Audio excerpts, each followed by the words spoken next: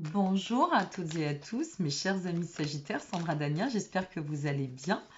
Je vous souhaite une très belle année 2021 et comme je n'effectuerai pas les horoscopes, eh bien j'ai décidé de vous faire un petit cadeau et de vous offrir de façon bien évidemment générale, mais un tour d'horizon mois par mois, comme cela, de votre horoscope annuel, mais par voie de guidance. Voilà, tout simplement. Alors bien sûr, vous retrouvez tous les mois votre guidance, hein, ce qui n'empêche. Mais là, je me suis dit que pour remplacer les horoscopes, eh bien voilà, ce serait sympathique aussi de faire un peu autrement et puis de vous offrir ce petit bonus. Donc j'espère que ça vous fera plaisir. Pour la suite, sachez qu'il y a un grand lancement au mois de février. Donc à celles et ceux qui seront abonnés d'une part sur ma chaîne YouTube, eh bien vous serez en profit et au devant de l'information. Donc n'hésitez pas à vous abonner si ça n'est pas déjà le cas. Et pour celles et ceux qui seront ensuite inscrits à ma newsletter sur le site qui est en pleine refonte et qui va voir aussi son renouvellement au mois de février, eh bien il y aura des surprises. Voilà ce que je peux vous dire avant la grande annonce de ce printemps. Mais pour l'instant, chaque chose en son temps. Allez, c'est parti pour vous, mes chers amis Sagittaire, et on va voir ensemble ce qui ressort pour votre année 2021. Janvier. Ouf.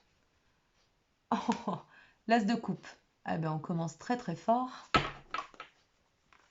Février. Ouh là là, super. Le 2 de baguette. Mars. Ah, au mois de mars, petite vigilance. On verra après. Le 7 d'épée. Avril. Ah, on repart. Mère d'épée. Le mai. Tiens, le mai. Au mois de mai. Le mai. Voilà, je fais toujours mes bugs en 2021. J'ai pas décidé d'arrêter ça. Je trouvais ça tellement attachant. Je sais pas ce que vous en pensez.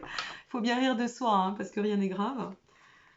On est déjà tous là, arrivés, tous ceux qui vont regarder jusqu'en 2021. Alors moi, je dis que rien n'est grave après tout ce qu'on a vécu en 2020. Et puis de toute façon, mes amis Sagittaires, vous qui êtes des grands joyeux, amis jupitériens, rien n'est grave, on le sait bien. Pas mal aussi pour notre mois de juillet, notre mois d'août, qu'est-ce qu'il nous dit? Ouh, très bon ce mois d'août. Notre mois de septembre, qu'est-ce qu'il nous dit notre mois de septembre? Ça ne veut pas glisser.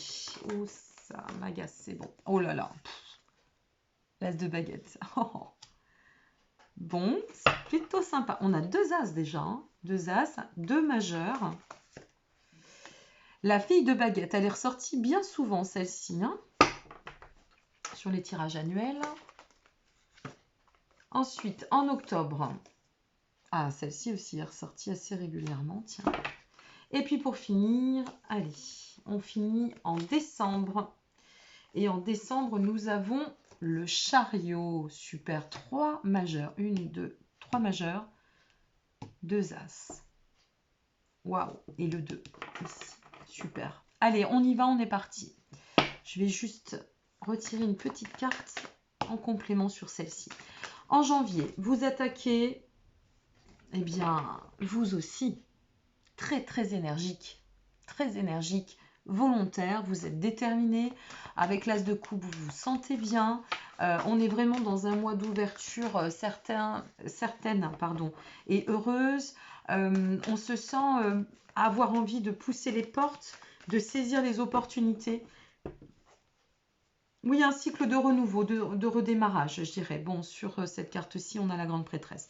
Donc, ça va aller, mais il va falloir quand même être vigilant. Ouais. Ce mois de janvier, c'est un mois où tout est possible. Un mois de renouveau, de redémarrage, un mois vraiment de quiétude. Voilà, en somme, c'est un peu cela, ce mois de janvier. Au mois de février, nous passons par un état d'équilibre, d'accord, un état de détermination, d'encouragement. On se sent vraiment à vouloir pousser d'autant les portes ici qu'on va encore plus, vous voyez, passer à l'action au mois de février. On sent qu'il y a une forme de renouvellement. Il y a quelque chose qui se met en place, dans le cadre du redémarrage, de la renaissance ou du renouvellement. On n'est pas du tout dans l'immobilisme ici, bien au contraire. Et même peut-être, je dirais, avec une forte notion de réussite matérielle. Il pourrait y avoir quelque chose qui pourrait vous apporter un réconfort, tant avec la coupe bien sûr sur l'émotionnel, mais sur le plan de la matière, donc matériel. Au mois de mars, donc nous avons la carte du 7 d'épée. Ce 7 d'épée est représentatif d'abus de confiance, de tromperie, de trahison, de mensonges, de secrets, de faux semblants. D'accord? Alors, cette carte-ci ne fait que confirmer qu'il y a une nécessité d'observer. La question ici, on va parler de la grande prêtresse ensuite.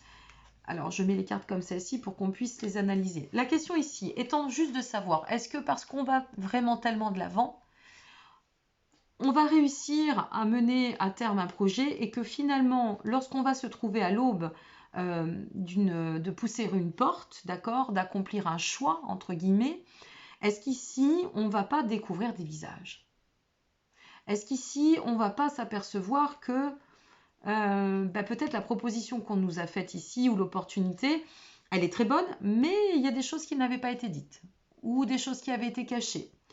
Ou alors, on se lance dans quelque chose de nouveau et puis on quitte une situation et puis en la quittant, on ouvre les yeux et on s'aperçoit de certaines choses. Je ne sais pas. Quoi qu'il en soit, en ce mois de mars, si vous avez des contrats à signer, méfiance. Soyez quand même un peu vigilants parce qu'il y a quelque chose qui rôde qui est peut-être pas très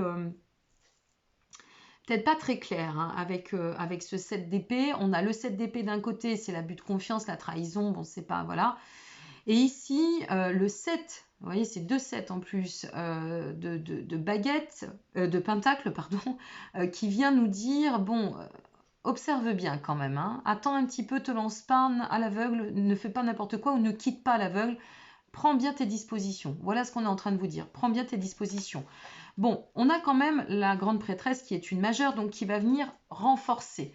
Et renforcer, mais plutôt dans le bon sens. C'est-à-dire que là, la grande prêtresse, elle nous dit que quoi qu'il en advienne, vous disposez de la maturité suffisante, d'accord? Et du côté intuitif, pour être bien réceptif. Vous allez, quand ça va se manifester, cette situation, ou alors ce désaccord, ou alors la découverte d'une trahison, ça peut être aussi, avec la grande prêtresse, ça peut être aussi, on s'aperçoit que, comme je le disais, je crois que c'est aux amis scorpions, le bonheur des uns ne fait pas forcément celui des autres. Donc là, on pourrait avoir une forme d'envieux, voilà, ou de personnes qui pourraient nous casser du sucre sur le dos. Mais quoi qu'il en advienne, la grande prêtresse, vous êtes protégée. Honnêtement, quoi qu'il en advienne, c'est fécond. Voilà ce que je veux vous dire. Alors ensuite, en avril, nous avons la mère d'épée. Donc cette mère d'épée, eh bien, elle est impartiale. Et c'est pour ça que je vous disais, bon, il n'y a pas trop à s'en faire parce qu'elle est autonome, elle est indépendante et elle réussira à avancer. Elle est confiante. N'oublions pas que vous êtes des Sagittaires, donc des Jupitériens. Donc, ça va bon train et il y aura toujours de quoi rebondir. Au mois de mai, c'est le pendu. Alors le mois de mai, avec notre pendu, c'est plutôt la passivité, d'accord? On est passé pas mal à l'action ici, on a conduit des actions assez probantes, assez certaines, on a peut-être donné beaucoup d'énergie, beaucoup de dynamisme. Et bien là, on a envie... voilà, on a envie de rester un peu tranquille, on continue à avancer, mais qui va doucement va sûrement. Alors soit on avance avec prudence par rapport à ce qui s'est passé ici aussi, c'est possible, mais comme on rebondit avec la mère d'épée, moi je pense que ce sera plutôt le repos du guerrier avant qu'il reprenne d'accord de l'action quand on voit tout le reste de votre tirage pour le second semestre. Donc voilà, au mois de juin, nous sommes sur le 6 d'épée. Alors ce 6 d'épée, eh bien, ça peut être une notion de s'éloigner justement, vous voyez, cette période-là du mois de mai, ça peut être des prises de conscience, des réflexions. Et là, ici, c'est peut-être une décision de se mettre à l'écart, de s'éloigner de quelque chose et de continuer entre mai et juin, de bien récupérer, de bien recentrer nos énergies pour aller d'autant de l'avant. D'autant que là, ça y est, à partir de ce mois de juillet, il y a de l'éclaircie. Nous sommes avec le 7 de coupe. Ce 7 de coupe, vous avez vu, vous avez eu tous les 7 là quasiment. C'est incroyable. Là, on a le 7 d'épée, le 7 de pentacle et boum, on passe au 7 de coupe. Ce 7 de coupe, en fait, ici, eh bien, il nous fait sortir d'un axe de vigilance ou d'observation. Je pense qu'il nous fait sortir de cet état-là avec ce qu'il y a par la suite, puisqu'il faut toujours prendre dans l'environnement hein, du tirage. Et ici, il va peut-être plus nous parler ou faire référence à cette notion de remettre un peu de la joie au cœur de sa vie, d'accord, de se laisser porter aussi par les bonnes choses, pourquoi pas les tentations, enfin, on a cette notion, si vous voulez, d'être dans, oui, dans un élan qui serait certes un peu freiné, mais pas sur un état de prudence absolue. Voilà, c'est ça que je veux vous dire. Hein. D'autant que ici, ensuite, on passe sur un mois d'août avec l'empereur. Alors là, l'empereur, stabilité, ancrage, enracinement, on fixe de nouveaux objectifs, on a repris de la force, on a réussi à poser peut-être aussi le côté émotionnel, on a réussi à se sortir, à se dégager de tout ce qui a pu venir nous perturber ou tenter de nous freiner.